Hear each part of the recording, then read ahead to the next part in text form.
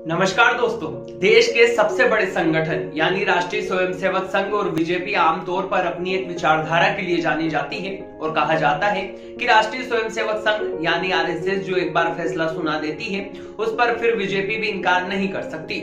लेकिन यह पहला मौका है जब राष्ट्रीय स्वयंसेवक संघ ने भारत में बढ़ते बेरोजगार के मुद्दे को पारित कर दिया है और 97 साल में पहली बार बीजेपी और आरएसएस एकदम आमने सामने आ गए हों।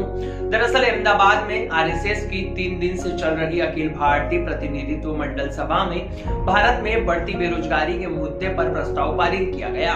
इसमें सरकार और समाज से अपील की गई कि वहां उन्हें साथ मिलकर एक आर्थिक ढांचे और आर्थिक मॉडल को तैयार करना चाहिए ताकि भारत में नौकरियां की सजगता बढ़ती जाए। आरएसएस के प्रस्ताव में कहा गया कि कोरोना की बदलती स्थिति में यहाँ जरूर देखा जाता है और देखा गया है कि रोजगार तेजी से कम हुए हैं। रोजगार में तेजी लाने की जरूरत है। अखिल भारतीय प्रतिनिधित्व मंडल की बैठक में यह प्रस्ताव पारित किया गया। इस बैठक में मोहन भागवत समेत संघ के 1200 पदाधिकारी मौजूद रहे और यहाँ बैठक इसलिए भी खास है क्योंकि इसमें बेहद ही चौंकाने वाले फैसले लिए गए हैं और बीते 7 साल में संघ की ओर से परिवार व्यवस्था, भाषा, राम मंदिर, बंगाल और केरल में हिंसा, हिंदुत्व और मुसलमान की आबादी की संतुलन जैसे मामलों को प्रस्ताव पारित किए जाते थे। लेकिन यह पहला मौका है जब आरएसएस ने यह प्रस्ताव पारित किया हो।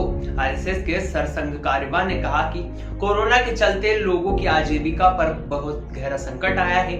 इसे दूर करने के लिए कुछ प्रयास सरकार द्वारा जरूर करने चाहिए। उन्होंने कहा कि हमने प्रस्ताव पारित करते हुए कहा कि हम भारत में बढ़ते रोजगार की ओर आकर्षित करेंगे और इस पर सरकार को ध्यान देने को कहेंगे। हमको पता है कि किस तरह से हम आत्मनिर्भर की ओर बढ़ सकते हैं, लेकिन इसमें अहम फैसले लिए जाने की उम्मीद जताई जा रही है।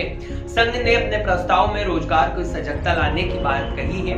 भारत पर आधारित आर्थिक नीतियों लागू करने में बड़ा बदलाव और प्रस्ताव में कहा गया है कि हमें देखना होगा कि किस तरह पलायन की चुनौतियों से हम लड़ सकते हैं। हमने यहाँ भी देखा कि स्थानीय विकास मॉडल की यहाँ पर कितनी जरूरत है।